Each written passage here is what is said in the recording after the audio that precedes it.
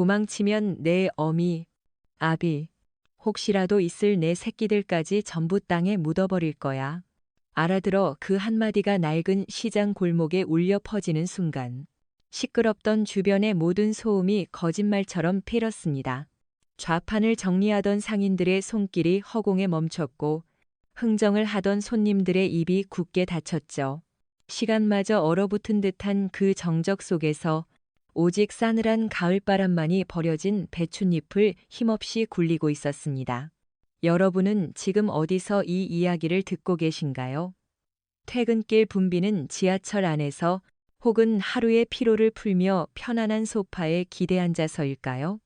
어디에 계시든 잠시 숨을 고르고 지금부터 시작될 이 이야기에 귀 기울여 주시기 바랍니다. 평범한 일상이 한순간에 어떻게 지옥으로 변할 수 있는지, 그리고 그 절망의 한가운데서 피어나는 한 줄기 빛이 얼마나 눈부신지 곧 알게 되실 테니까요. 사건의 중심에는 이제 막 아침 장사를 파하고 채소를 정리하던 김 할머니가 있었습니다. 70이 넘은 나이. 굽은 허리와 쭈글쭈글한 손마디는 그녀가 살아온 고된 세월을 고스란히 보여주고 있었죠. 할머니는 이 시장 골목에서 40년 넘게 채소 장사를 해왔습니다. 남편을 일찍 여의고 홀로 아들 하나를 키워낸 그야말로 시장의 터줏대감이자 살아있는 역사였습니다. 그런 할머니 앞에 어울리지 않는 명품 옷과 번쩍이는 시계를 찬 젊은 남자 셋이 서 있었습니다. 그들을 이끄는 남자는 27, 최진혁, 최근 이 일대 상권을 무섭게 장악하고 있는 신흥 갱스터 조직 독사파의 두목이었습니다. 그의 눈은 이름처럼 차갑고 교활한 독사의 눈을 닮아 있었죠. 할멈, 지난주에 분명히 이야기했을 텐데 아직 준비가 안 됐어. 최진혁의 목소리는 나긋나긋했지만 그 안에는 칼날 같은 살기가 번뜩였습니다. 그가 말하는 준비란 소위 말하는 상가 보호비, 아니 사실상 갈취에 가까운 상납금이었습니다. 김 할머니는 떨리는 손으로 앞치마를 매만지며 간신히 입을 열었습니다. 젊은 양반, 내가 하루 벌어 하루 먹고 사는 늙은이야.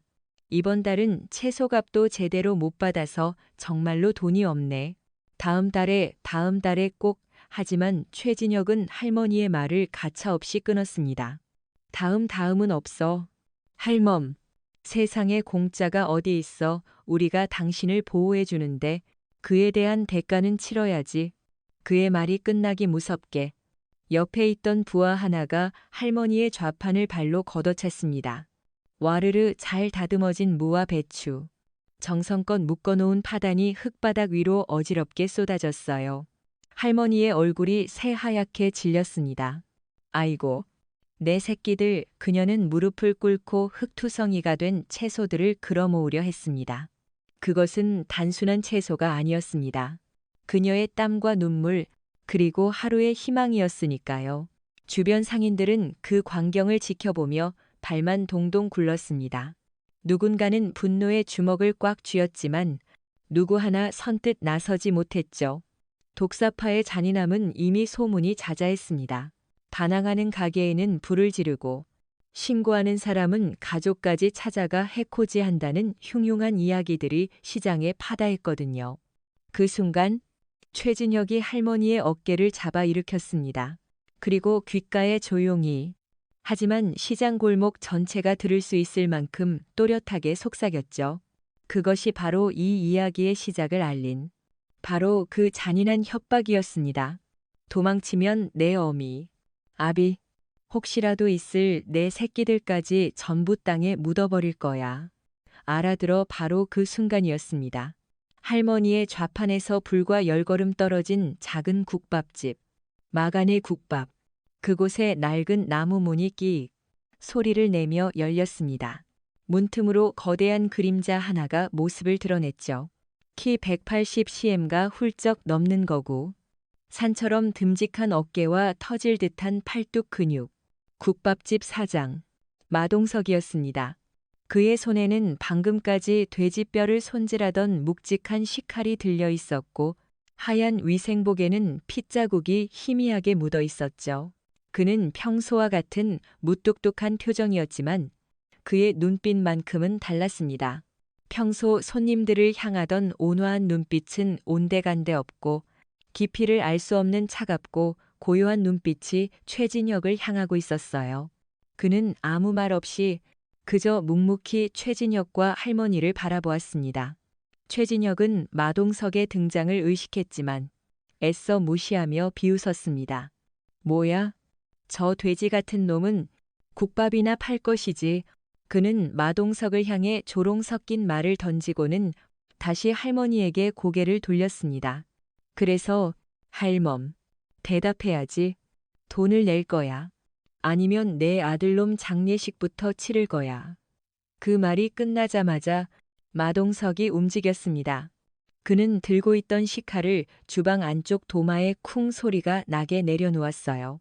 그 소리는 크지 않았지만 이상하게도 골목 안 모든 사람의 심장을 철렁하게 만들었습니다. 그리고 그는 천천히, 아주 천천히 최진혁을 향해 걸어 나왔습니다. 흙바닥을 딛는 그의 발걸음은 무거웠지만 조금의 망설임도 없었죠. 주변 공기가 순식간에 바뀌었습니다. 가을바람이 더 차갑게 느껴졌고 사람들은 본능적으로 숨을 죽였습니다.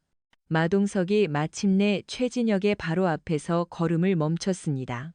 두 사람의 시선이 허공에서 부딪혔죠. 잠시 흐르던 침묵을 깬 것은 마동석의 낮고 굵은 목소리였습니다. 학생, 장사는 그렇게 하는 게 아닐 텐데. 지금부터 시작될 진짜 이야기가 궁금하시다면 채널 고정하시고 구독과 좋아요 꼭 눌러주세요. 여러분의 응원이 제게는 큰 힘이 됩니다. 지금부터 그 장대한 이야기에 막을 올립니다. 마동석의 그 한마디는 단순한 질문이 아니었다. 그것은 마치 깊은 동굴 속에서 울려 퍼지는 거대한 곰의 나지막한 포효와도 같았다. 학생, 장사는 그렇게 하는 게 아닐 텐데. 그 굵고 낮은 목소리에는 어떠한 감정도 실려 있지 않았지만 오히려 그래서 더 위압적이었다. 골목 안에 얼어붙었던 공기가 그의 목소리에 미세하게 균열을 일으키며 흔들렸다. 최진혁은 순간적으로 당황한 기색을 감추지 못했다. 그는 자신의 귀를 의심했다. 감히 이 시장 바닥에서 자신에게 학생이라 칭하며 장사를 가르치려 드는 자가 있다는 사실을 믿을 수가 없었다. 그는 천천히, 아주 천천히 고개를 돌려 마동석을 위아래로 훑어보았다. 희끗희끗한 핏자국이 묻은 낡은 위생복, 기름때가 낀 앞치마, 그리고 무뚝뚝하다 못해 어수룩해 보이기까지 하는 얼굴. 그는 코웃음을 쳤다. 자신의 불안감이 착각이었다고, 그저 덩치만 큰 평범한 국밥집 주인일 뿐이라고 결론 내렸다. 뭐야? 이 아저씨는 지금 나한테 설교하는 거야? 최진혁이 조롱 섞인 미소를 지으며 부하들을 돌아보았다. 부하들도 긴장이 풀린 듯 키득거리기 시작했다. 사장님, 뼈다귀나 더 삶으러 가시지 그래요? 여긴 우리가 알아서 할 테니까. 한 놈이 이죽거리며 마동석의 어깨를 툭 쳤다. 하지만 그의 손이 마동석의 어깨에 닿는 순간 부하의 얼굴이 경악으로 물들었다. 그것은 사람의 어깨가 아니었다. 마치 단단한 바위를 만지는 듯한 감촉이었다. 아무리 힘을 주어 밀어도 마동석은 미동조차 하지 않았다. 오히려 손을 댄 부하의 손목이 시큰거릴 정도였다. 마동석은 여전히 최진혁에게서 시선을 떼지 않은 채 나지막이 말했다. 어르신한테 사과하고 엎어진 채소들 값 물어내. 그리고 조용히 가. 그것은 명령이었다. 의심의 여지가 없는, 거부할 수 없는 힘이 담긴 명령. 최진혁의 얼굴에서 미소가 사라졌다. 그는 마동석의 눈을 똑바로 마주 보았다. 그 눈은 평범한 자영업자의 눈이 아니었다. 모든 것을 꿰뚫어 보는 듯한 깊고 고요한 눈. 그 눈빛의 정체를 파악하기도 전에 최진혁의 자존심이 먼저 들끓어올랐다. 이 새끼가 진짜 돌았나? 야, 너 내가 누군지 알아? 그가 소리치며 마동석에게 한 걸음 다가섰다. 내가 이 바닥 독사파 두목. 최진혁이야. 내 놈 국밥집 문짝에 못질을 해줘야 정신을 차리겠어. 바로 그때였다. 시장 골목 입구 쪽에서 낡은 순찰차 한 대가 천천히 다가오고 있었다. 동네를 순찰하던 박 형사였다. 그는 올해로 형사 생활 20년 차에 접어든 베테랑으로 이 시장의 생리를 누구보다 잘 알고 있었다. 그는 차 안에서 독사파 무리가 좌판 앞에서 소란을 피우는 것을 보고 미간을 찌푸렸다. 저놈들, 또 시작이군. 박 형사가 차를 세우고 내리려는 순간 그의 눈에 마동석이 들어왔다. 그리고 그는 본능적으로 움직임을 멈췄다. 무언가 이상했다. 독사파 놈들 앞에서는 모두가 고개를 숙이거나 벌벌 떨기 마련인데 저 국밥집 사장은 너무나도 태연했다. 아니, 태연함을 넘어 상대를 압도하고 있었다. 박 형사는 차 안에서 조용히 상황을 지켜보기로 했다. 그의 오랜 경험이 말해주고 있었다. 지금 끼어들 때가 아니라고. 마동석은 순찰차의 등장을 의식하지 않는 듯했다. 그는 여전히 최진혁을 바라보며 한 걸음 더 다가섰다. 그의 거대한 몸집이 최진혁 위로 그림자를 드리웠다. 독사든 용이든 상관없어. 내가 다시 한번 말하지. 사과하고 변상하고 가. 마동 카라골석의 목소리는 여전히 낮았지만 그 안에는 이제 서늘한 경고의 의미가 담겨 있었다. 최진혁은 마동석의 기세에 눌려 저도 모르게 반걸음 뒤로 물러섰다. 그는 이 상황이 이해되지 않았다.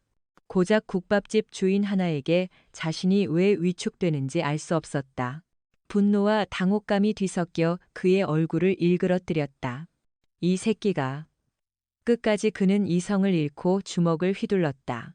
그의 주먹은 꽤 빨랐고 일반인이라면 충분히 위협적일 만한 공격이었다. 하지만 마동석은 피하지 않았다. 그는 그저 왼손을 들어 최진혁의 주먹을 가볍게 받아냈다. 퍽 하는 둔탁한 소리가 났지만 충격은 모두 마동석의 손바닥 안에서 사라진 듯했다. 최진혁은 마치 강철 벽을 친 것처럼 자신의 손뼈가 울리는 것을 느꼈다. 그리고 그는 보았다. 마동석이 자신의 주먹을 잡고 있는 그 손을, 그 손은 단순히 큰 손이 아니었다. 굳은 살이 빽빽하게 박혀 있었고 손가락 마디마디는 무언가를 끊임없이 쥐고 단련한 사람처럼 변형되어 있었다. 요리사의 손이라고 하기엔 너무나도 투박하고 단단한, 마치 무기와도 같은 손이었다. 어허, 손님한테 주먹을 쓰는 사장님이 어디 있나? 마동석이 최진혁의 손목을 잡은 채 나지막이 말했다. 그의 소나귀 힘이 점점 강해졌다. 최진혁의 얼굴이 고통으로 일그러지기 시작했다.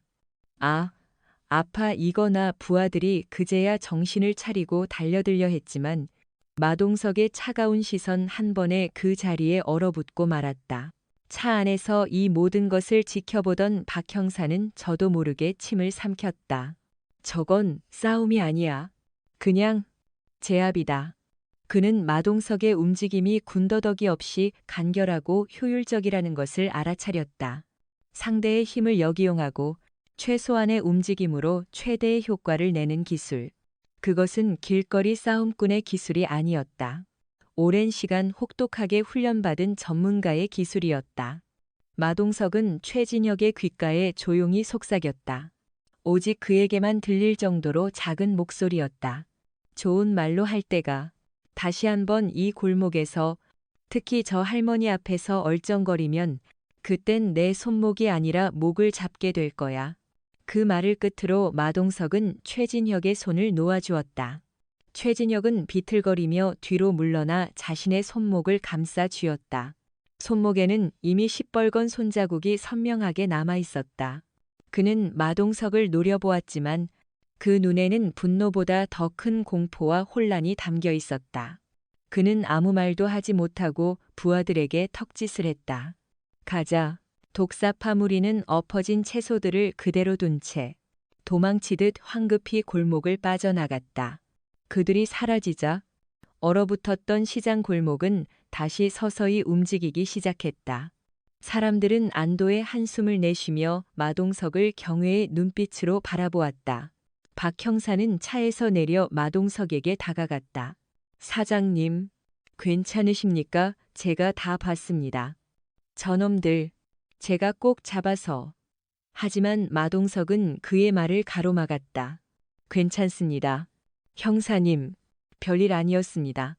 그의 목소리는 다시 평범한 국밥집 주인의 목소리로 돌아와 있었다.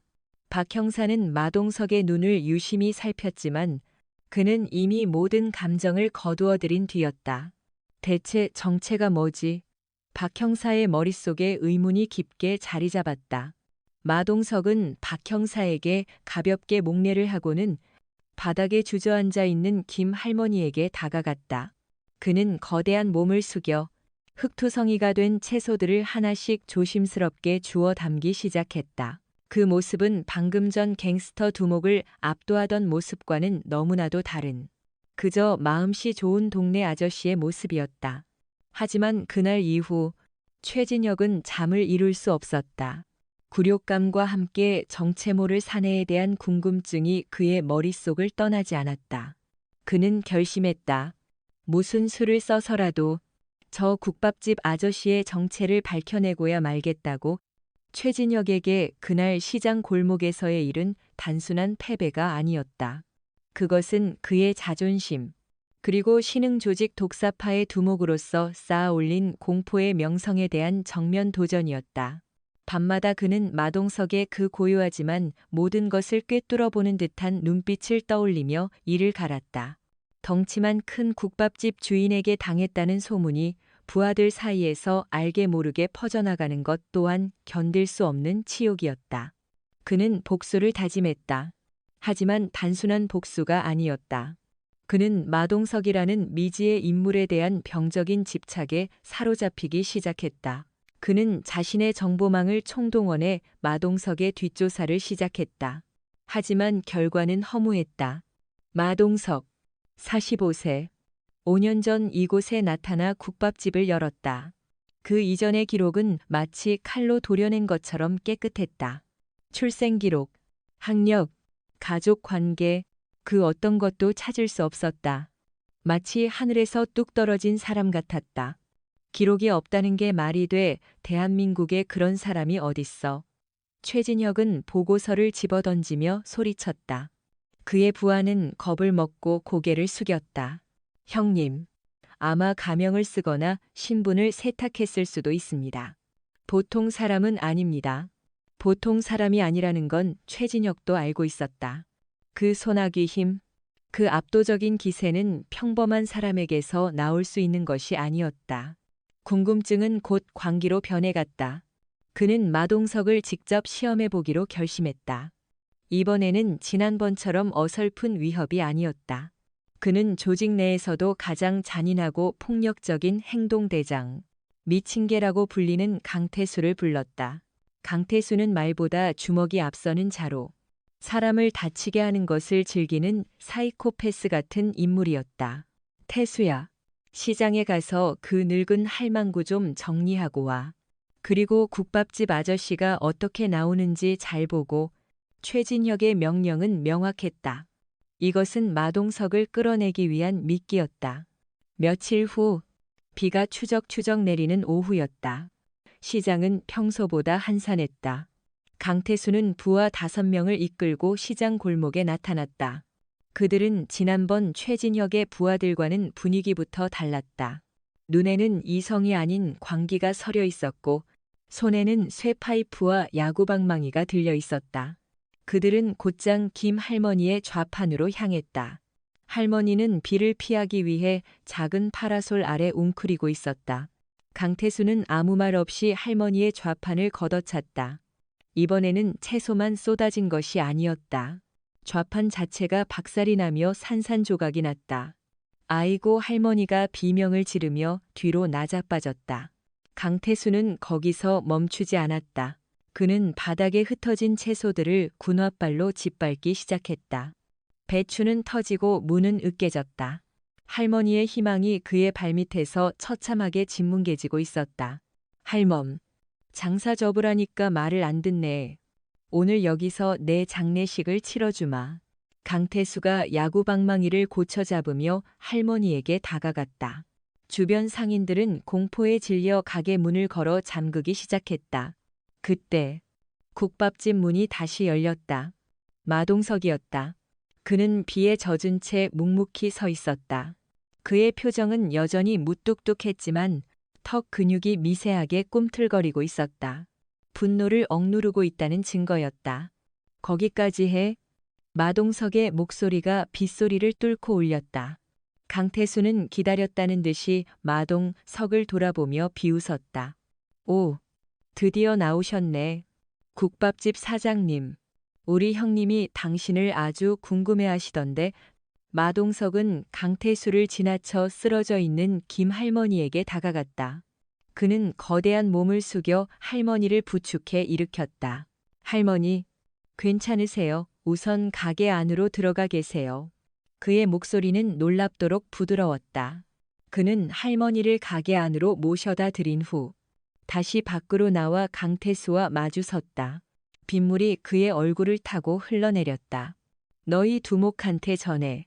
다시 한번 내 눈앞에 나타나면 그때는 정말 마지막이 될 거라고. 강태수는 마동석의 경고를 비웃음으로 받아쳤다. 마지막 그래. 오늘이 내 놈 마지막 날이 될 거다 얘들아. 저 새끼 뼈를 부러뜨려 강태수의 외침과 함께 부하들이 쇠파이프와 야구방망이를 휘두르며 마동석에게 달려들었다. 시장 골목은 순식간에 아수라장으로 변했다. 하지만 그것은 일방적인 학살에 가까웠다. 마동석은 더 이상 참지 않았다. 그는 마치 분노한 곰처럼 움직였다. 가장 먼저 달려든 놈이 휘두른 쇠파이프를 그는 맨손으로 잡아챘다. 그리고는 쇠파이프를 구부려 버렸다. U자 형태로 휘어진 쇠파이프를 본 부하의 눈이 경악으로 물들었다. 마동석은 그 틈을 놓치지 않고 주먹을 날렸다. 퍽 소리와 함께 부하는 저 멀리 나가 떨어졌다. 다른 놈이 뒤에서 야구방망이를 휘둘렀다. 마동석은 돌아보지도 않고 팔꿈치로 방망이를 막아냈다. 쩍 하는 소리와 함께 나무 방망이가 두 동강이 났다. 그는 몸을 돌려 부하의 멱살을 잡고 그대로 들어 올려 옆 가게 셔터에 던져버렸다. 쾅 하는 굉음과 함께 셔터가 찌그러졌다. 남은 세 명은 공포에 질려 주춤거렸다. 마동석은 그들에게 기회를 주지 않았다. 그는 땅을 박차고 달려들어 한 놈의 복부를 무릎으로 찍고 다른 놈의 어깨를 잡아 탈골시켰으며 마지막 놈은 발을 걸어 넘어뜨린 후 그대로 밟고 지나갔다. 모든 것이 30초도 안 되어 일어난 일이었다. 강태수는 자신의 눈앞에서 벌어진 광경을 믿을 수 없었다. 5명의 부하가 추풍낙엽처럼 쓰러져 신음하고 있었다. 너는 대체. 강태수가 말을 더듬으며 뒷걸음질 쳤다. 마동석은 부러진 야구방망이 조각을 집어들고 천천히 그에게 다가갔다. 빗속에서 그의 모습은 마치 저승사자와도 같았다. 나는 사람 패는 걸 싫어해. 마동석이 나지막이 말했다. 그런데 너희 같은 쓰레기들은 사람이 아닌 것 같군. 그 말을 끝으로 마동석은 강태수에게 달려들었다. 그 후의 일은 차마 눈뜨고 보기 힘든 광경이었다. 한편 박 형사는 112 신고를 받고 현장으로 출동하고 있었다. 또 그 시장이야. 이번엔 제발 아무 일 없어야 할 텐데. 그는 불안한 마음으로 엑셀을 밟았다. 하지만 그가 현장에 도착했을 때 그를 기다리고 있는 것은 그의 상상을 초월하는 장면이었다. 6명의 장정이 피투성이가 된 채 널브러져 있었고 그 한가운데에 마동석이 비를 맞으며 우뚝 서 있었다. 그의 옷은 흙탕물로 더러워져 있었지만 몸에는 상처 하나 없었다. 박 형사는 직감했다. 이것은 단순한 폭행 사건이 아니다. 거대한 비밀을 품고 있는 한 남자의 경고라는 것을. 그리고 그는 그 비밀의 실체를 반드시 밝혀내야만 했다. 박 형사가 시장 골목에 도착했을 때 시간은 마치 멈춘 듯했다. 빗줄기는 더욱 굵어졌고 쓰러진 강태수 무리의 신음 소리만이 빗소리에 섞여 희미하게 들려왔다.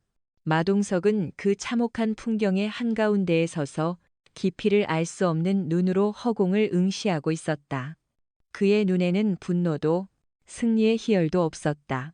오직 깊은 슬픔과 지독한 회한만이 그림자처럼 드리워져 있었다. 박 형사는 조심스럽게 그에게 다가갔다.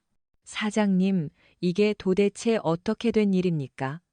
마동석은 천천히 고개를 돌려 박 형사를 바라보았다. 그의 눈빛이 잠시 흔들리는가 싶더니 이내 다시 굳건한 벽 뒤로 숨어버렸다. 정당방위였습니다. 저들이 먼저 할머니를 해치려 했고 제게 흉기를 휘둘렀습니다. 그의 목소리는 기계처럼 건조했다. 박 형사는 쓰러진 자들의 상태를 살폈다. 팔다리가 부러지고 갈비뼈가 나간 자도 있었다. 하지만 이상하게도 급소를 맞은 사람은 아무도 없었다. 모든 공격이 상대를 무력화시키는 데에만 정확히 집중되어 있었다. 이것은 분노에 찬 일반인의 폭행이 아니었다. 상대의 신체 구조를 완벽하게 이해하고 타격의 강도를 자유자재로 조절할 수 있는 극도로 숙련된 전문가의 솜씨였다. 박 형사는 마동석을 다시 바라보았다. 그의 머릿속에서 흩어져 있던 조각들이 맞춰지기 시작했다. 기록이 없는 과거, 압도적인 신체 능력, 그리고 이 비인간적인 제압 기술. 그는 과거 경찰청 특수부서에서 잠시 근무했을 때 들었던 소문을 떠올렸다. 국가가 관리하는 그림자 요원들. 그들은 국가의 가장 어두운 곳에서 비밀 임무를 수행하며 임무가 끝나면 모든 기록이 삭제된 채 유령처럼 살아간다고 했다. 설마 저 사람이. 마동석은 경찰 조사를 받는 내내 묵비권을 행사했다. 그는 오직 정당방위라는 말만 반복할 뿐 자신의 과거에 대해서는 철저히 입을 다물었다.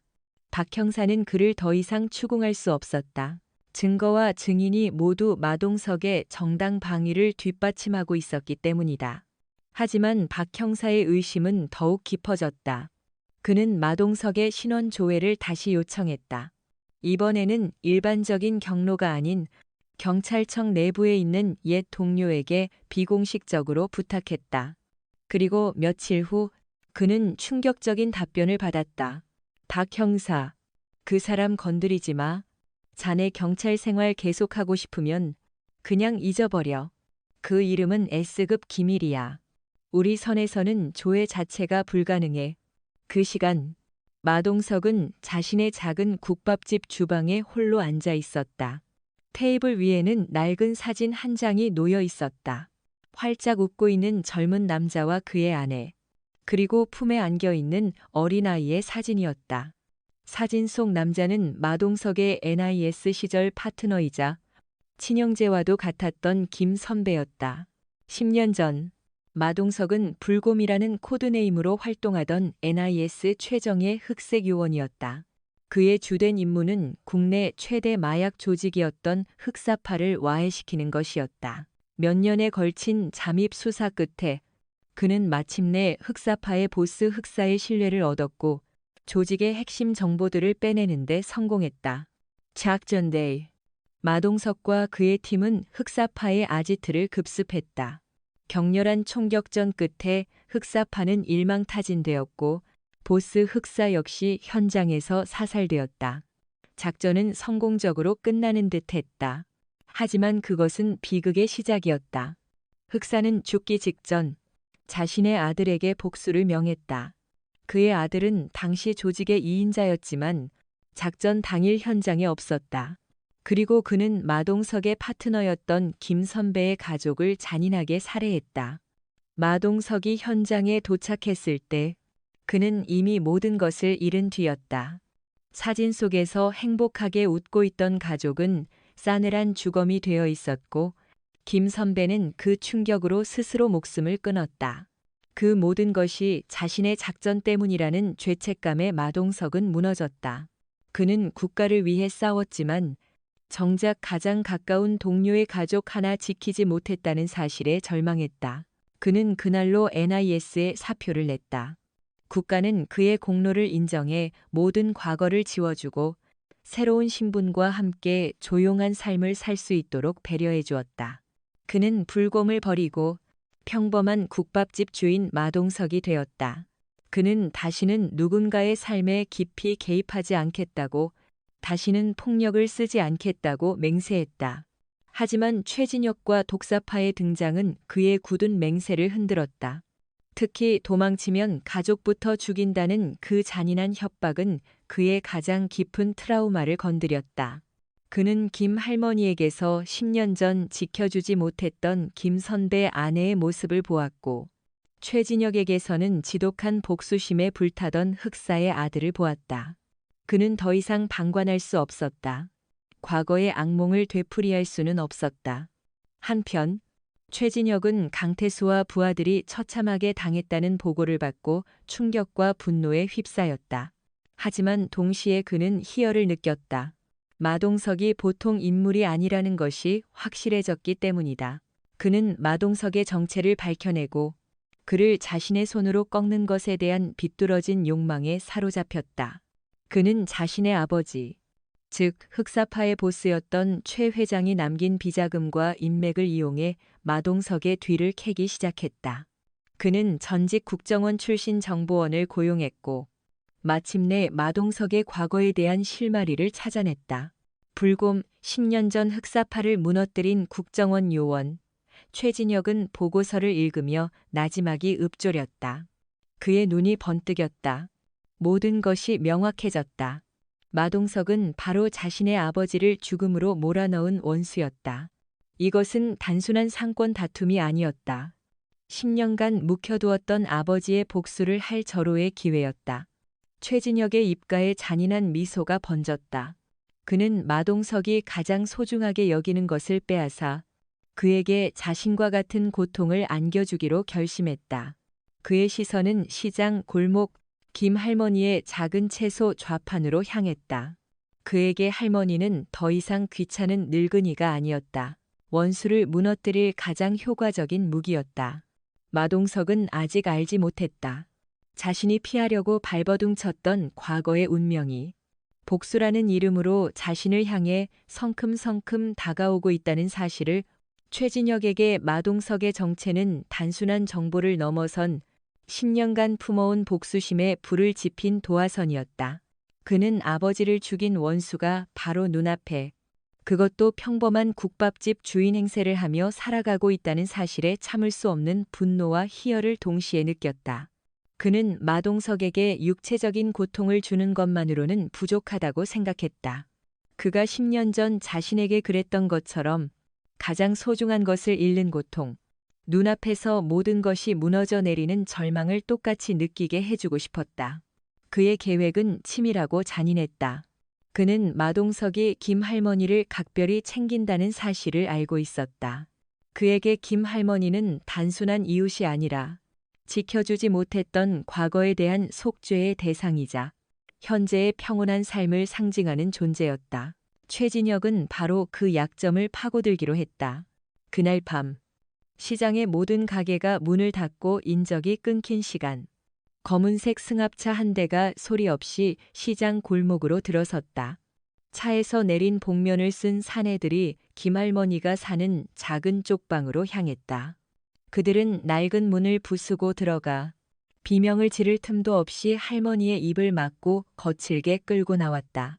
할머니의 작은 몸은 깃털처럼 가볍게 들려 승합차 안으로 던져졌다. 모든 것은 불과 1분도 안 되어 일어났다. 다음 날 아침, 시장은 발칵 뒤집혔다. 평생 하루도 거르지 않고 좌판을 열던 김 할머니가 보이지 않았기 때문이다. 부서진 쪽방 문과 어지럽혀진 방 안은 밤사이 끔찍한 일이 벌어졌음을 짐작게 했다. 상인들은 불안에 떨며 웅성거렸고 누군가는 경찰에 신고했다. 마동석은 자신의 가게 앞에서 이 모든 소란을 묵묵히 지켜보고 있었다. 그의 표정은 돌처럼 굳어 있었다. 그는 직감했다. 이것은 최진혁의 짓이라는 것을, 그리고 자신을 향한 명백한 선전포고라는 것을. 그의 주먹이 저도 모르게 꽉 쥐어졌다. 그때 그의 핸드폰이 울렸다. 발신자 표시 제한 번호였다. 그는 심호흡을 한 번 하고 전화를 받았다. 수화기 너머로 최진혁의 차가운 목소리가 들려왔다. 마 사장. 아니, 불곰씨라고 불러야 하나. 아침 식사는 하셨어? 아마 입맛이 없을 텐데. 마동석은 아무 말 없이 그의 다음 말을 기다렸다. 내가 아끼는 그 할망구. 지금 나랑 같이 있어. 숨은 잘 쉬고 있으니 너무 걱정은 말고. 원하는 게 뭐지? 마동석의 목소리는 분노로 미세하게 떨리고 있었다. 최진혁은 그 떨림을 놓치지 않고 만족스러운 듯 웃었다. 이제야 대화가 좀 통하는군. 원하는 건 간단해. 10년 전 내가 우리 아버지한테서 빼앗아간 모든 것. 그리고 내 목숨. 그는 마동석에게 장소와 시간을 알려주었다. 오늘 밤 10시 도시 외곽의 폐공장. 혼자 와. 경찰에 알리거나 딴짓을 하면 이 할망구는 내일 아침 싸늘한 시신으로 발견될 거야. 10년 전 내 동료 가족처럼 말이지. 최진혁은 마동석의 가장 아픈 상처를 정확히 후벼 팠다. 그는 전화를 끊었다. 마동석은 핸드폰을 쥔 채 한동안 그 자리에 서 있었다. 그의 머릿속에서는 수만 가지 생각이 교차했다. 분노, 죄책감, 그리고 지독한 무력감. 과거의 악몽이 현실이 되어 그를 덮쳐오고 있었다. 한편 박 형사는 김 할머니 실종 사건 현장을 조사하고 있었다. 그는 이것이 단순한 납치 사건이 아니라고 판단했다. 현장에는 돈이나 귀중품을 훔친 흔적이 없었다. 범인의 목적은 오직 김 할머니 그 자체였다. 그는 최근 시장에서 벌어졌던 소동과 마동석의 존재를 떠올렸다. 모든 사건의 중심에 마동석이 있었다. 그는 마동석을 찾아갔다.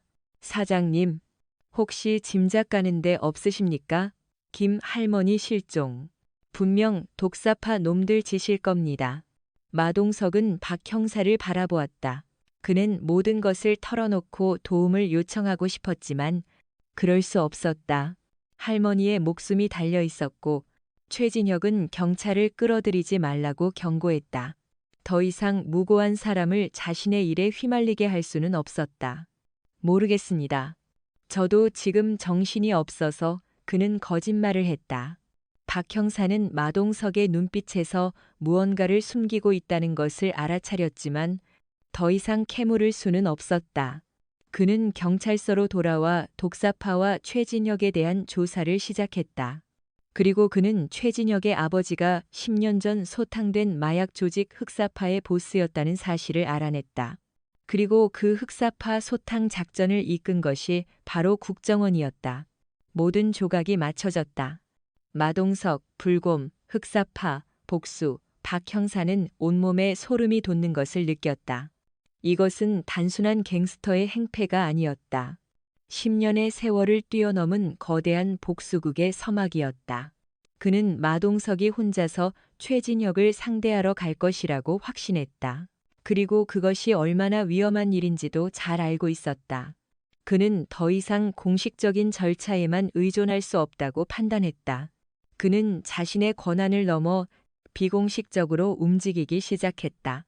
그는 최진혁이 마동석을 유인할 만한 장소를 추적하기 시작했다. 밤이 깊어졌다. 마동석은 가게 문을 닫고 어둠 속으로 들어갔다. 그의 발걸음은 약속 장소인 폐공장을 향하고 있었다. 그의 마음속에는 오직 한 가지 생각뿐이었다. 이번에는 반드시 지켜내야 한다. 그는 더 이상 잃을 것이 없는 남자였다. 하지만 바로 그렇기 때문에 그는 그 누구보다도 위험한 존재가 되어 있었다. 최진혁은 자신의 덫에 호랑이가 제 발로 걸어 들어오고 있다고 생각했지만 그는 알지 못했다.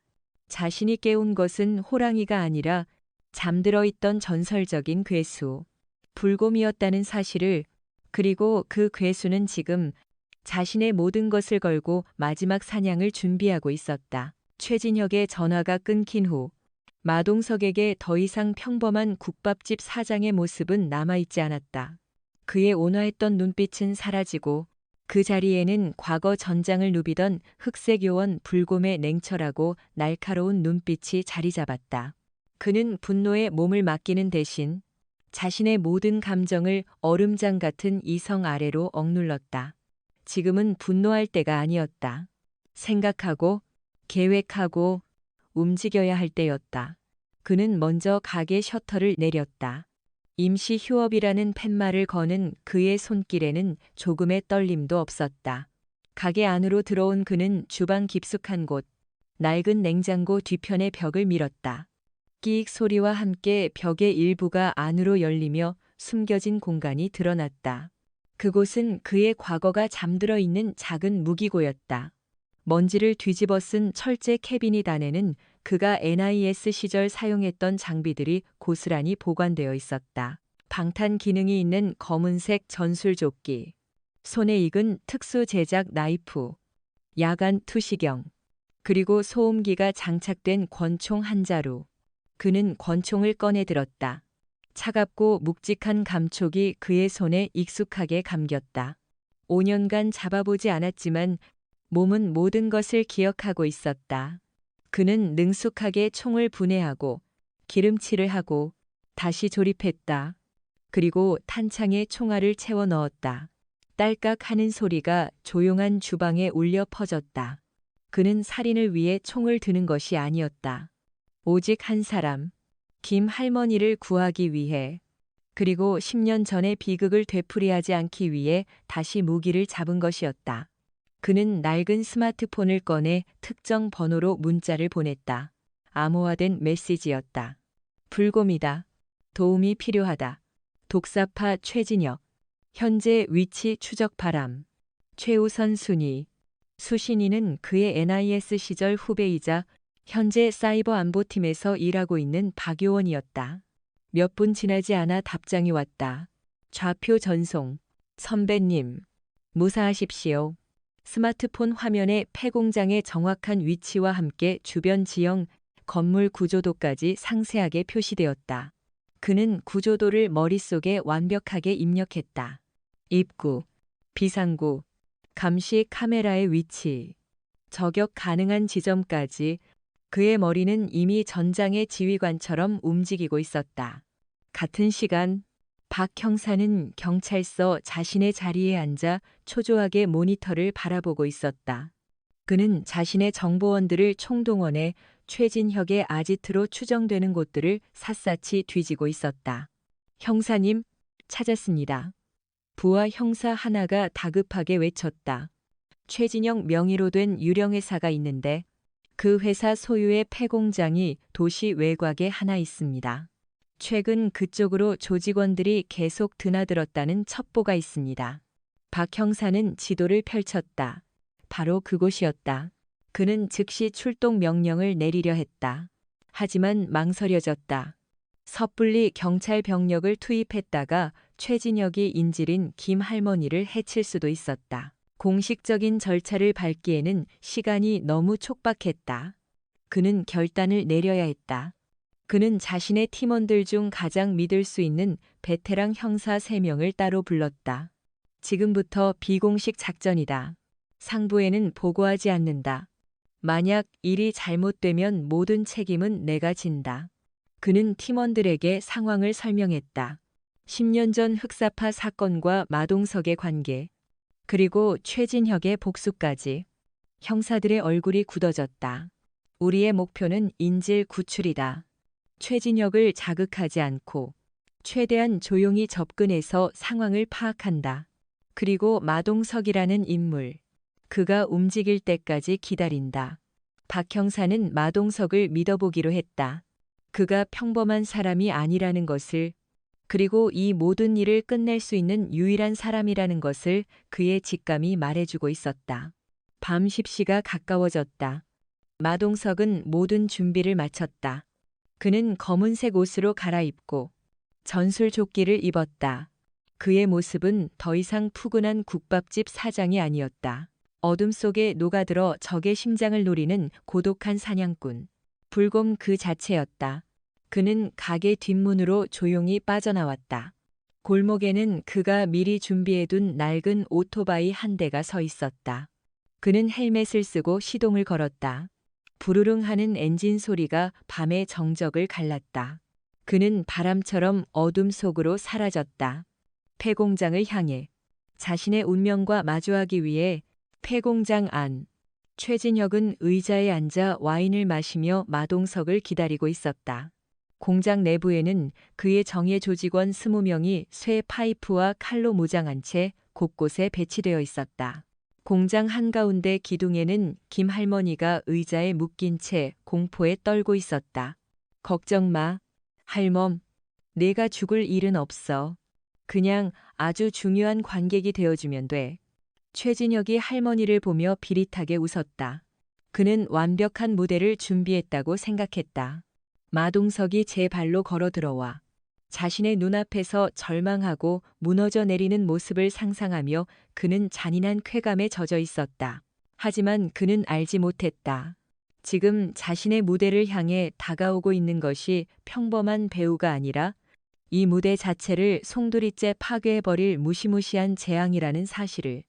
밤의 장막 뒤에서 전설적인 불곰의 마지막 사냥이 막 시작되려 하고 있었다. 폐공장은 도시에 버려진 상처처럼 어둠 속에 잠겨 있었다. 사가 내린 철제 구조물들은 밤바람에 삐걱거리며 음산한 소리를 냈고 깨진 유리창 틈으로 스며든 달빛만이 공장 내부를 희미하게 비추고 있었다. 최진혁이 준비한 죽음의 무대는 완벽해 보였다. 공장 주변에는 4명의 경계조가 10분 간격으로 순찰을 돌고 있었고 유일한 출입구인 정문은 안에서 굳게 잠겨 있었다. 내부에는 16명의 조직원들이 칼과 쇠파이프로 무장한 채 기둥에 묶여있는 김 할머니를 중심으로 반원 형태로 배치되어 있었다. 그들은 거미줄을 쳐놓고 먹잇감이 걸려들기만을 기다리는 거미처럼 긴장과 흥분이 뒤섞인 채 마동석을 기다렸다. 하지만 그들은 몰랐다. 사냥꾼은 이미 그들의 거미줄 안으로 들어와 있다는 사실을. 마동석은 정문으로 접근하지 않았다. 그는 공장 뒤편, 수풀이 무성한 담벼락 아래에 몸을 숨기고 있었다. 그는 야간 투시경을 통해 공장 전체의 구조와 경계병들의 움직임을 파악했다. 그의 머릿속에서는 이미 수십 가지의 침투 시나리오가 그려지고 지워지기를 반복했다. 그는 가장 조용하고 가장 빠르며 가장 효율적인 경로를 선택했다. 그의 움직임은 소리가 없었다. 마치 한 마리의 흑표범처럼 그는 어둠을 타고 담벼락을 넘었다. 육중한 몸이라고는 믿기지 않을 만큼 가볍고 유연한 착지였다. 그는 곧장 낡은 환풍구 아래로 몸을 숨겼다. 첫 번째 목표는 3층 옥상에서 주변을 감시하던 경계병이었다. 마동석은 건물 외벽에 낡은 배관을 잡고 소리 없이 오르기 시작했다. 그의 팔과 다리 근육이 강철처럼 단단하게 움직였다. 옥상에 도착한 그는 숨을 죽이고 경계병의 등 뒤로 다가갔다. 경계병은 담배를 피우며 핸드폰 게임에 열중해 있었다. 그는 자신의 뒤에 죽음의 그림자가 다가오고 있다는 사실을 전혀 눈치채지 못했다. 마동석의 손이 번개처럼 뻗어나와 경계병의 입을 막고 동시에 다른 손으로는 목의 경동맥을 정확히 눌렀다. 컥하는 소리와 함께 경계병은 비명 한 번 지르지 못하고 그대로 의식을 잃었다. 마동석은 그를 조용히 바닥에 눕힌 후 그의 무전기를 챙겼다. 그는 옥상에서 공장 내부를 내려다보았다. 최진혁과 김할머니 그리고 조직원들의 배치가 한눈에 들어왔다. 그는 무전기의 주파수를 맞추고 그들의 대화를 엿듣기 시작했다. 아직이야 그 새끼 꽁무니 빼는 거 아니야. 걱정 마십시오. 형님, 곧 올 겁니다. 그는 적들의 위치와 숫자를 다시 한번 확인하고 다음 계획을 세웠다. 그는 옥상에 있던 낡은 쇠사슬을 풀어 아래로 늘어뜨렸다. 그리고는 쇠사슬을 타고 2층 창문으로 조용히 잠입했다. 2층에는 2명의 조직원이 복도를 지키고 있었다. 그들은 지루한 듯 하품을 하며 잡담을 나누고 있었다. 마동석은 복도 끝에 있던 낡은 소화기를 집어들었다. 그리고는 반대편 벽으로 힘껏 던졌다. 쾅 하는 굉음과 함께 소화기가 벽에 부딪혔다. 뭐야, 무슨 소리야. 두 조직원은 소리가 난 곳으로 달려갔다. 그들이 마동석이 숨어있던 모퉁이를 지나는 순간 그의 팔이 뻗어나왔다. 그는 한 놈의 머리를 벽에 부딪히게 하고 다른 놈의 목을 팔로 감아 순식간에 제압했다. 세 번째, 네 번째 희생자였다. 그는 이제 1층으로 향했다. 1층 내부로 통하는 문은 굳게 잠겨 있었다. 하지만 그는 문을 열 생각이 없었다. 그는 문 옆에 얇은 석고보드 벽을 바라보았다. 그는 주먹을 쥐고 심호흡을 한 번 한 뒤 벽을 향해 주먹을 내질렀다.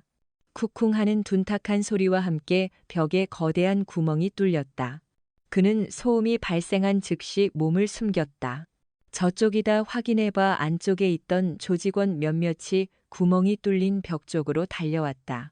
그들이 구멍 안으로 머리를 들이미는 순간 어둠 속에서 마동석의 손이 튀어나와 그들의 머리를 잡고 서로 부딪히게 했다. 퍽 소리와 함께 두 명이 쓰러졌다. 그는 뚫린 구멍을 통해 공장 안으로 진입했다.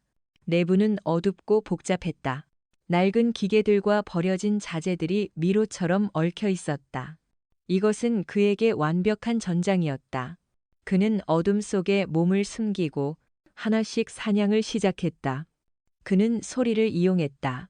쇠 파이프를 던져 반대편에서 소리를 내고 조직원들이 그쪽으로 몰려가면 등 뒤에서 나타나 그들을 제압했다. 그는 그림자를 이용했다. 달빛이 비치지 않는 가장 어두운 곳에 숨어 있다가 적이 사정거리 안에 들어오면 순식간에 덮쳤다. 조직원들은 보이지 않는 적에게 하나씩 쓰러져 나갔다. 그들은 공포에 질리기 시작했다. 야, 어디 있어 나와? 이 비겁한 새끼야. 누군가 허공에 대고 소리쳤지만 대답은 없었다. 대신 그의 등 뒤에서 나타난 마동석의 주먹이 그의 뒤통수를 강타했다. 최진혁은 상황이 이상하게 돌아가고 있다는 것을 깨달았다. 무전으로 위치를 보고하던 부하들의 목소리가 하나둘씩 끊기고 있었다. 무슨 일이야 대답해. 그가 무전기에 대고 소리쳤지만 돌아오는 것은 지직거리는 소음뿐이었다. 공장 안의 공기가 차갑게 식어갔다. 살아남은 조직원들은 서로의 등을 맞댄 채 사방을 경계하며 조금씩 움직였다. 그들은 자신들이 사냥꾼이 아니라 오히려 갇혀버린 사냥감이라는 사실을 깨닫고 있었다. 최진혁은 권총을 뽑아들고 기둥에 묶인 김 할머니 옆으로 다가갔다. 그는 할머니의 머리에 총구를 겨누었다. 나와. 마동석 더 이상 숨어있지 말고 나와. 내가 안 나오면 1분마다 이 할망구 손가락을 하나씩 자를 거다. 그의 광기 어린 외침이 공장 안에 울려 퍼졌다. 하지만 마동석은 나타나지 않았다. 대신 공장 천장에서 무언가 떨어졌다. 아까 옥상에서 의식을 잃었던 경계병이었다. 그는 밧줄에 묶인 채 거꾸로 매달려 최진혁의 눈앞에서 흔들리고 있었다. 그리고 그의 입에는 쪽지 하나가 물려 있었다. 다음은 너다. 최진혁은 공포와 분노로 몸을 떨었다. 그는 깨달았다. 자신이 상대하고 있는 것은 인간이 아니라 어둠 속에서 사냥을 즐기는 무자비한 괴수라는 것을. 다음은 너다. 쪽지에 적힌 간결한 메시지는 최진혁의 마지막 남은 이성을 끊어버렸다. 그는 허공에 매달린 부하를 향해 미친 듯이 총을 쏘아댔다. 탕탕탕 총성이 굉음이 되어 폐공장 전체를 뒤흔들었다. 살아남은 대여섯 명의 조직원들은 공포에 질려 귀를 막고 웅크렸다. 김할머니는 눈을 질끈 감고 가늘게 신음했다. 광란의 총격이 멈춘 후 공장 안에는 잠시 무거운 침묵이 흘렀다. 최진혁은 거친 숨을 몰아쉬며 사방을 둘러보았다. 나와. 이 쥐새끼 같은 놈 어디 숨어 있는 거야? 그의 외침에 응답하듯 공장 2층에서 거대한 철제 선반이 굉음을 내며 아래로 무너져 내렸다. 쿠르르릉 쾅. 선반이 바닥에 부딪히며 먼지 구름이 피어올랐고 그 충격으로 공장 전체가 흔들렸다. 조직원들의 시선이 모두 그쪽으로 쏠린 순간 마동석이 반대편 어둠 속에서 모습을 드러냈다. 그는 더 이상 숨지 않았다. 그의 두 손에는 묵직한 쇠 파이프가 하나씩 들려 있었다. 그의 등장은 마치 지옥의 문을 열고 걸어 나온 심판자와도 같았다. 여기 있다. 그의 낮은 목소리가 먼지 구름을 뚫고 울려 퍼졌다. 조직원들은 경악하며 그를 돌아보았다. 그들은 완전히 기만당한 것이었다. 마동석은 그들이 한눈을 파는 사이 가장 취약한 후방으로 돌아 들어온 것이었다. 저 새끼. 죽여 살아남은 조직원들이 마지막 남은 용기를 쥐어짜내며 그에게 달려들었다. 하지만 그것은 불나방이 불 속으로 뛰어드는 것과 같은 무모한 행동이었다. 마동석은 더 이상 제압을 목적으로 싸우지 않았다. 그는 분노를 터뜨렸다. 그의 손에 들린 쇠 파이프가 무자비한 궤적을 그리며 허공을 갈랐다. 첫 번째로 달려든 놈의 어깨를 강타하자 뼈가 으스러지는 둔탁한 소리가 났다. 그는 비명조차 지르지 못하고 쓰러졌다. 다른 놈이 휘두른 칼을 그는 쇠 파이프로 가볍게 쳐냈다. 쨍 하는 소리와 함께 칼이 부러져 날아갔다. 그는 그대로 몸을 회전시키며 쇠 파이프로 놈의 옆구리를 후려쳤다. 갈비뼈가 부러진 놈은 거품을 물고 바닥을 뒹굴었다. 마동석의 움직임은 거대했지만 놀랍도록 빠르고 정확했다. 그는 마치 춤을 추는 것처럼 달려드는 적들의 공격을 흘려보내고 치명적인 반격을 날렸다. 쇠 파이프는 그의 팔이 연장된 것처럼 자유자재로 움직였다. 던지고, 휘두르고, 맞고, 찌르며 순식간에 전장을 장악했다. 마지막 남은 조직원이 공포에 질려 도망치려 했다. 마동석은 들고 있던 쇠 파이프 하나를 그를 향해 던졌다. 쇠 파이프는 창처럼 날아가 정확히 놈의 허벅지에 박혔다. 으악 처절한 비명이 울려 퍼졌다. 이제 공장 안에는 마동석과 최진혁, 그리고 기둥에 묶인 김 할머니, 단 세 사람만이 서 있었다. 최진혁은 자신의 눈앞에서 벌어진 일방적인 학살을 보며 온몸을 떨고 있었다. 그의 손에 들린 권총이 사시나무처럼 떨렸다. 오지 마, 더 이상 다가오면 이 할망구를 쏴버릴 거야. 그는 김할머니의 등 뒤로가 그녀를 인간 방패 삼아 총구를 겨누었다. 마동석은 들고 있던 마지막 쇠 파이프를 바닥에 내려놓았다. 그리고는 천천히 두 손을 들어 올렸다. 진정해, 내가 졌다. 내가 원하는 대로 할 테니 할머니는 풀어줘. 그의 목소리에는 힘이 없었다. 마치 모든 것을 포기한 사람처럼 보였다. 최진혁은 승리를 직감하고 비열하게 웃었다. 이제 와서 항복하는 건가? 불곰 너무 늦었어. 그는 마동석을 향해 천천히 다가오라고 명령했다. 마동석은 그의 말에 따라 천천히 걸음을 옮겼다. 그의 발걸음은 무거워 보였다. 최진혁과의 거리가 5미터 정도로 좁혀졌을 때 최진혁이 소리쳤다. 거기서 무릎 꿇어. 마동석은 잠시 망설이는 듯하더니 천천히 무릎을 꿇었다. 그의 거대한 몸이 힘없이 바닥으로 내려앉았다. 그래, 바로 그 모습이야. 10년 전 우리 아버지가 내 놈들 앞에서 이렇게 무너졌겠지. 최진혁은 광기 어린 웃음을 터뜨렸다. 그는 마동석에게 다가가 그의 머리에 총구를 겨누었다. 마지막으로 할 말은 있나 내 동료처럼. 유언이라도 남겨보시지. 마동석은 고개를 숙인 채 아무 말도 하지 않았다. 최진혁은 그의 침묵을 굴복으로 받아들이고 방아쇠에 손가락을 걸었다. 바로 그 순간이었다. 고개를 숙이고 있던 마동석의 눈이 번쩍 뜨였다. 그의 발이 전광석화처럼 움직여 바닥에 있던 작은 쇠구슬 하나를 걷어찼다. 쇠구슬은 총알처럼 날아가 정확히 최진혁의 손목을 강타했다. 악 최진혁이 비명을 지르며 총을 놓쳤다. 총이 바닥에 떨어지기도 전에 마동석은 용수철처럼 튀어올랐다. 그는 땅을 박차고 허공을 날아 최진혁을 향해 몸을 던졌다. 그의 움직임은 무릎을 꿇고 있던 사람이라고는 믿기지 않을 만큼 폭발적이었다. 쿵 하는 굉음과 함께 두 사람의 몸이 부딪혔다. 마동석은 최진혁의 위에 올라타 그의 얼굴에 무자비한 주먹을 날리기 시작했다.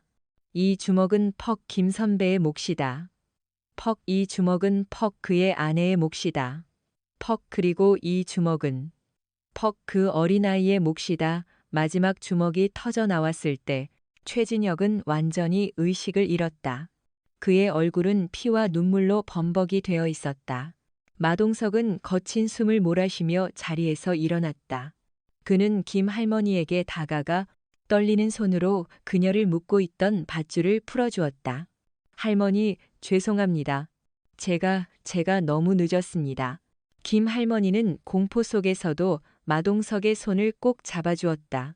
아니야, 자네가 와줘서 고맙다. 정말 고맙다. 할머니의 따뜻한 한마디에 마동석의 눈에서 마침내 뜨거운 눈물이 흘러내렸다.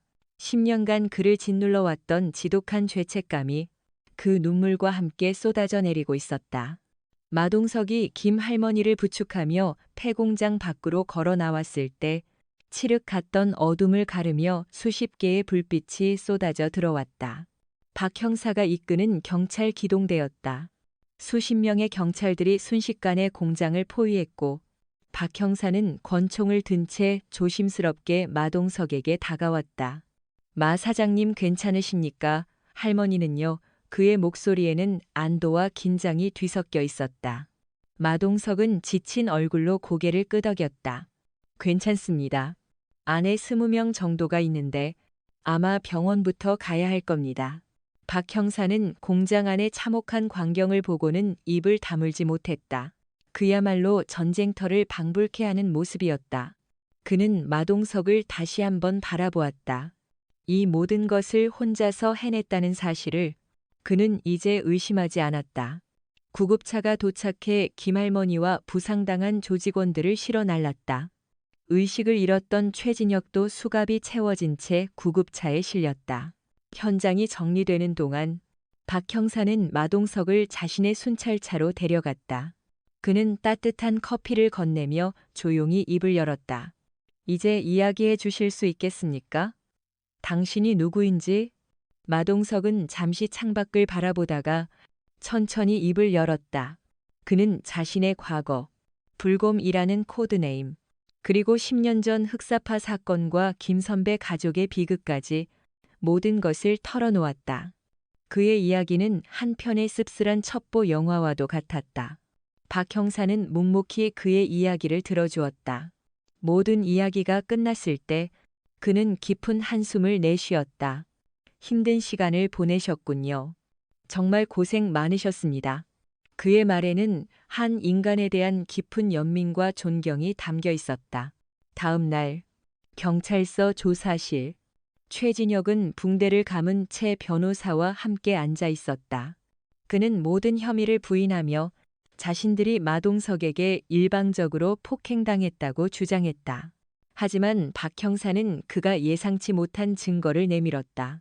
그것은 마동석이 NIS 시절 사용했던 특수 녹음 장치로 녹음된 최진혁이 마동석에게 전화로 협박하던 내용이 담긴 파일이었다. 혼자 와. 경찰에 알리거나 딴짓을 하면 이 할망구는 내일 아침 싸늘한 시신으로 발견될 거야. 자신의 목소리가 조사실에 울려 퍼지자 최진혁의 얼굴이 굳어졌다. 그의 옆에 있던 변호사도 당황한 기색이 역력했다. 박 형사는 결정타를 날렸다. 최진혁 씨, 당신 아버지가 누군지 알고 있습니다. 10년 전 사망한 흑사파 보스 최 회장. 이번 사건은 단순한 폭력 사건이 아니라 특정 인물에 대한 계획적인 보복 범죄입니다. 동기가 명확해요. 최진혁은 더 이상 빠져나갈 길이 없다는 것을 깨달았다. 그는 갑자기 미친 사람처럼 웃기 시작했다. 하하 그래. 맞아 복수다. 그놈이 우리 아버지를 죽였어. 내 가족을 풍비박산 냈다고 그의 광기 어린 외침이 조사실을 가득 채웠다. 그는 자리에서 일어나 박 형사에게 달려들려 했지만 밖에서 대기하던 형사들에게 제압당했다. 그는 끌려나가면서도 마동석을 향한 저주를 멈추지 않았다. 마동석이 이게 끝이 아니야. 내가 나가면 반드시 내 놈을. 최진혁의 자백과 명백한 증거들로 인해 독사파 사건은 일사천리로 진행되었다. 그들은 납치, 감금, 폭행, 협박 등 수많은 죄목으로 기소되었고 재판 결과 최진혁은 무기징역을, 나머지 조직원들도 중형을 선고받았다. 하지만 박 형사에게는 아직 해결해야 할 문제가 남아 있었다. 바로 마동석의 존재였다. 그의 신분과 과거 행적은 국가 기밀에 해당했다. 만약 이 사실이 언론에 알려지기라도 하면 엄청난 파장이 일어날 것이 분명했다. 그는 보고서를 작성하며 깊은 고민에 빠졌다. 그때 그의 사무실로 뜻밖의 손님이 찾아왔다. 깔끔한 정장 차림의 중년 남성이었다. 그는 자신의 신분증을 보여주었다. 국가정보원 감찰실 소속 강 실장이었다. 박 형사님, 마동석 씨. 아니, 김진우 전 요원에 관한 일로 찾아왔습니다. 강 실장은 박 형사에게 이번 사건에 대한 국정원의 공식 입장을 전달했다. 국정원은 마동석의 과거를 철저히 비밀에 붙이기를 원했다. 대신 독사파 소탕의 결정적인 역할을 한 박 형사의 공로를 최대한 인정해 주겠다고 제안했다. 그것은 회유이자 암묵적인 압박이었다. 박 형사는 강 실장의 눈을 똑바로 바라보며 말했다. 저는 승진이나 특혜에는 관심 없습니다. 다만 한 사람의 인생을 지켜주고 싶을 뿐입니다. 강 실장은 희미하게 미소 지었다. 그래서 찾아온 겁니다. 형사님, 당신이라면 그를 이해하고 지켜줄 수 있을 것 같아서요. 두 사람 사이에 침묵의 동의가 오고 갔다. 며칠 후 독사파 사건에 대한 경찰의 최종 수사 결과가 발표되었다. 공식 보고서에는 마동석의 이름이 결정적 제보를 한 용감한 시민 A씨로 기록되었다. 그의 과거와 관련된 모든 내용은 철저히 삭제되었다. 박 형사는 자신의 직을 걸고 한 영웅의 평범한 삶을 지켜주기로 선택한 것이었다. 사건이 마무리되고 며칠이 지난 어느 날 저녁, 마동석의 국밥집에 박 형사가 찾아왔다. 그는 손님이 아닌 평범한 아저씨의 모습으로 가게에 들어섰다. 마동석은 말없이 그에게 국밥 한 그릇을 내주었다. 두 사람은 아무 말 없이 국밥을 먹었다. 가게 안에는 후루룩 소리와 숟가락 부딪히는 소리만이 가득했다. 식사를 마친 박 형사가 자리에서 일어나며 말했다. 국밥, 맛있네요. 자주 오겠습니다.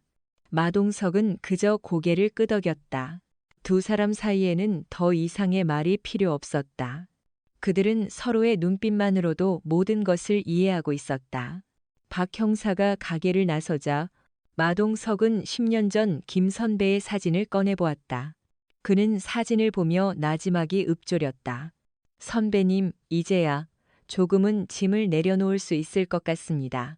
그의 얼굴에 아주 오랜만에 희미한 미소가 떠올랐다. 과거의 악몽은 끝났다. 하지만 그는 알고 있었다. 과거의 상처가 완전히 사라지는 것은 아니라는 것을, 그저 그 상처를 안고 오늘을 살아갈 뿐이라는 것을. 시간이 흘러 혹독했던 겨울이 가고 시장 골목에 따스한 봄바람이 불어오기 시작했다. 최진혁과 독사파가 사라진 시장은 예전의 활기를 되찾았다. 상인들의 얼굴에는 웃음꽃이 피었고 아이들의 제잘거리는 소리가 골목을 가득 채웠다. 마동석의 마간의 국밥은 여전히 그 자리를 묵묵히 지키고 있었다. 그는 다시 평범한 국밥집 사장으로 돌아왔다. 그의 거대한 손은 이제 흉기 대신 뜨끈한 뚝배기를 나르고 사람들의 허기진 배와 마음을 채워주고 있었다. 김 할머니는 건강을 되찾고 다시 좌판을 열었다. 이제 그녀의 좌판 옆에는 작은 간이 의자가 하나 놓여 있었다. 마동석이 할머니의 굽은 허리를 걱정해 만들어준 것이었다. 할머니는 장사하는 틈틈이 의자에 앉아 쉬기도 하고 마동석과 두런두런 이야기를 나누기도 했다. 사장님, 어제 우리 손주놈이 텔레비전에서 사장님 같은 사람 봤다고 어찌나 자랑을 하던지. 우리 동네 영웅이라고. 마동석은 그저 허허 웃으며 머리를 긁적일 뿐이었다. 그는 더 이상 영웅이 아니었다. 그저 평범한 이웃으로 살아가는 지금이 그에게는 더없이 소중하고 행복했다. 박 형사도 종종 국밥집을 찾았다. 그는 이제 마동석에게 사건 이야기를 하지 않았다. 대신 아들 녀석의 성적 이야기, 아내의 잔소리 같은 소소한 일상들을 늘어놓았다. 두 사람은 말없이 국밥을 나눠 먹으며 때로는 소주잔을 기울이며 평범한 중년 남자들의 우정을 쌓아가고 있었다. 어느 날 박 형사가 조심스럽게 물었다. 김 전 요원님 아니, 사장님, 혹시 다시 돌아가고 싶다는 생각 해본 적 없으십니까? 마동석은 잠시 뚝배기 넘어 피어오르는 김을 바라보았다. 그의 눈빛이 아련하게 흔들렸다. 왜 없겠습니까? 밤마다 동료들과 함께했던 순간들이 꿈에 나옵니다. 하지만 그는 말을 잇지 않고 소주 한 잔을 털어넣었다. 후회는 없습니다. 지금 이 자리에서 제가 할 수 있는 일을 하며 살아가는 것, 그것이 저에게 남겨진 사명이라고 생각합니다. 그의 사명은 거창한 것이 아니었다. 매일 아침 신선한 뼈를 고아 진한 국물을 내고 배고픈 사람들에게 따뜻한 밥 한 그릇을 내어주는 것, 그리고 이따금씩 자신의 도움이 필요한 약한 이웃의 편에 서주는 것, 그것이 그가 찾은 새로운 삶의 의미였다. 어느 늦은 밤, 가게 정리를 마치고 나온 마동석은 밤하늘을 올려다보았다. 도시의 불빛에 가려 별은 잘 보이지 않았지만 그는 그 너머에 있는 수많은 별들을 느끼고 있었다. 그는 10년 전 자신 때문에 희생된 김 선배와 그의 가족을 떠올렸다. 보고 계십니까? 선배님, 당신이 지키고자 했던 세상, 제가 이곳에서 지켜나가겠습니다. 그때 가게 문을 두드리는 소리가 났다. 문을 열자 앳된 얼굴의 청년 하나가 서 있었다. 교도소에서 막 출소한 듯 어색한 사복 차림이었다. 그는 과거 독사파의 막내 조직원이었다. 그는 마동석을 보자마자 넙죽 무릎을 꿇었다. 사장님, 정말 죄송했습니다. 제가 철이 없었습니다. 그는 눈물을 펑펑 쏟아냈다. 마동석은 말없이 그의 어깨를 두드려 일으켰다. 그리고는 가게 안으로 데리고 들어와 마지막 남은 국밥을 말아주었다. 일어나. 죗값은 치렀으니 이제부터 잘 살면 돼. 청년은 뜨거운 국밥을 먹으며 서럽게 울었다. 그 눈물은 후회의 눈물이자 새로운 시작을 다짐하는 희망의 눈물이었다. 마동석은 묵묵히 그 모습을 지켜보았다. 그는 알고 있었다. 세상을 바꾸는 것은 거대한 힘이나 외침이 아니라는 것을, 절망에 빠진 누군가에게 내미는 따뜻한 국밥 한 그릇, 진심 어린 용서의 말 한마디, 바로 그런 작은 것들이 모여 세상을 조금 더 살만한 곳으로 만들어 간다는 것을, 그는 이제 더 이상 과거의 그림자에 얽매이지 않았다. 그는 자신의 자리에서 자신만의 방식으로 세상에 빛이 되고 있었다. 시장 골목의 등불처럼 그는 묵묵히 그 자리에 서서 사람들의 고단한 삶을 비추고 있었다. 밤은 깊어갔고 마간의 국밥의 불빛은 그 어느 때보다 따뜻하게 빛나고 있었다. 진정한 영웅은 그렇게 우리 곁에서 평범한 얼굴로 살아가고 있었다. 오늘 우리가 함께한 이 이야기는 어쩌면 우리 주변 어딘가에서 묵묵히 자신의 자리를 지키며 살아가는 이름 없는 영웅들에 대한 헌사일지도 모르겠습니다. 마동석이라는 인물을 통해 우리는 한 인간이 과거의 깊은 상처와 죄책감을 딛고 어떻게 다시 일어서는지, 그리고 진정한 힘이 어디에서 비롯되는지를 목격했습니다. 이 이야기는 단순한 선과 악의 대결을 넘어 우리 각자의 삶의 깊은 울림과 성찰의 시간을 선물합니다. 가장 먼저 제 마음에 와닿았던 것은 책임감의 무게였습니다. 그는 국가를 위해 헌신했지만 동료를 잃은 고통 속에서 모든 것을 내려놓았습니다. 이는 그가 나약해서가 아니라 오히려 너무나 강한 책임감과 인간애를 가졌기 때문일 겁니다.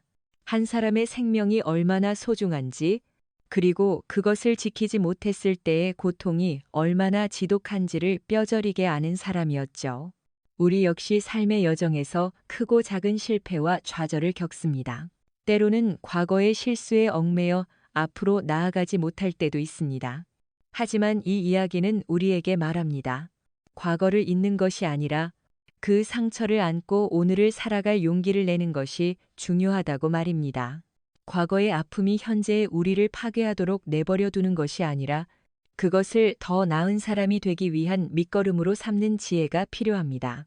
또한 이 이야기는 진정한 용기가 무엇인지 다시 한번 생각하게 합니다. 마동석의 용기는 단순히 압도적인 힘에서 나오는 것이 아니었습니다.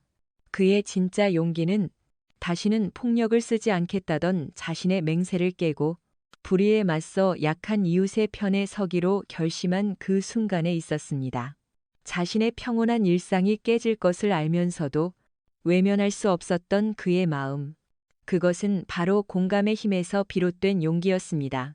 김할머니의 고통을 자신의 아픔처럼 느끼고 과거의 비극이 되풀이되는 것을 막고자 했던 그의 선택은 우리에게 진정한 강함이란 타인의 고통에 눈감지 않는 따뜻한 마음이라는 것을 가르쳐 줍니다.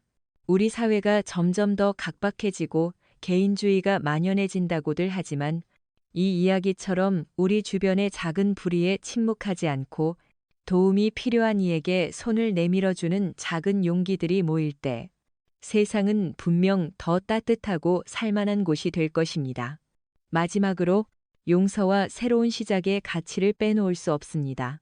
마동석은 자신에게 씻을 수 없는 상처를 준 원수의 아들 최진혁을 법의 심판대에 세웠지만 철저한 복수심에만 매달리지 않았습니다. 그는 잘못을 뉘우치고 찾아온 어린 조직원에게 따뜻한 국밥 한 그릇을 내밉니다. 이 장면은 우리에게 깊은 감동을 줍니다. 복수는 또 다른 복수를 낳을 뿐 진정한 끝은 용서를 통해 이루어진다는 것을 보여주기 때문입니다. 누구나 실수를 할 수 있습니다. 중요한 것은 그 실수를 인정하고 다시 시작할 기회를 주는 관용의 자세입니다. 그 청년이 눈물 젖은 국밥을 먹으며 새로운 삶을 다짐했듯이 우리의 따뜻한 말 한마디, 작은 관심이 한 사람의 인생을 긍정적으로 바꾸는 기적을 만들 수도 있습니다. 이 이야기는 결국 우리 모두에게 질문을 던집니다. 당신은 어떤 힘을 가지고 살아가고 있습니까? 그리고 그 힘을 어디에 사용하고 있습니까? 거창한 힘이 아니어도 좋습니다. 다른 사람의 이야기에 귀 기울여주는 힘, 불의를 보고 작게라도 목소리를 내는 힘, 넘어진 사람에게 손을 내밀어주는 힘. 우리 모두는 각자의 방식으로 세상을 더 나은 곳으로 만들 수 있는 힘을 가지고 있습니다. 오늘 밤 잠들기 전 잠시 시간을 내어 내 안에 잠들어 있는 작은 영웅을 깨워보는 것은 어떨까요? 평범한 일상 속에서 우리가 실천할 수 있는 작은 용기가 누군가에게는 어둠을 밝히는 따뜻한 등불이 될 수 있을 것입니다. 이 이야기는 교육적인 목적으로 창작되었으며 등장인물과 사건은 모두 허구임을 밝힙니다. 이 콘텐츠를 만들면서 저 역시 많은 생각을 했습니다. 처음에는 그저 강한 주인공이 악당을 물리치는 통쾌한 이야기를 구상했지만 글을 쓰면 쓸수록 마동석이라는 인물의 내면에 깊이 빠져들게 되더군요. 그는 단순한 액션 영웅이 아니었습니다. 깊은 상처를 안고 살아가는 우리와 다르지 않은 한 인간이었죠. 특히 그가 다시 폭력을 사용하기까지 겪었을 내적 갈등을 상상하니 마음이 아팠습니다. 평화를 지키기 위해 역설적으로 폭력을 써야 하는 그의 고뇌가 이 이야기를 단순한 권선징악 서사를 넘어 더 깊이 있는 드라마로 만들었다고 생각합니다. 제가 가장 인상 깊었던 장면은 모든 것이 끝난 후 박 형사와 말없이 국밥을 먹는 장면입니다. 두 남자는 많은 말을 나누지 않지만 서로를 이해하고 존중하는 그 침묵의 순간이야말로 진정한 소통이 아닐까 싶었습니다. 세상에는 말로 다 표현할 수 없는 감정과 관계가 존재하니까요. 또한 최진혁이라는 악역에게 아버지의 복수라는 서사를 부여함으로써 그를 단순한 악마가 아닌 비뚤어진 상처를 가진 인물로 그리고 싶었습니다.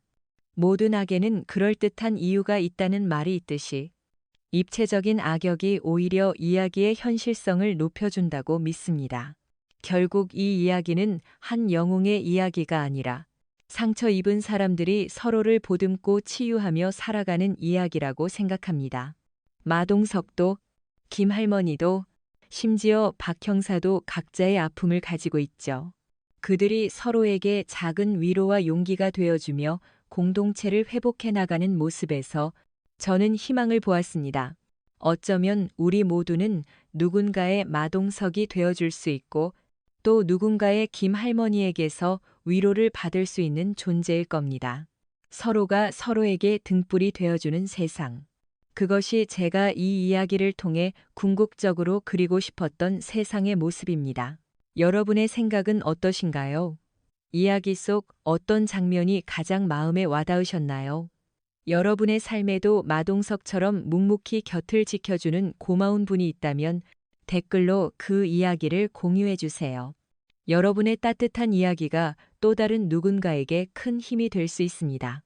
오늘 이야기가 마음에 드셨다면 구독과 좋아요 버튼 꼭 눌러주시고 알림 설정도 잊지 마세요.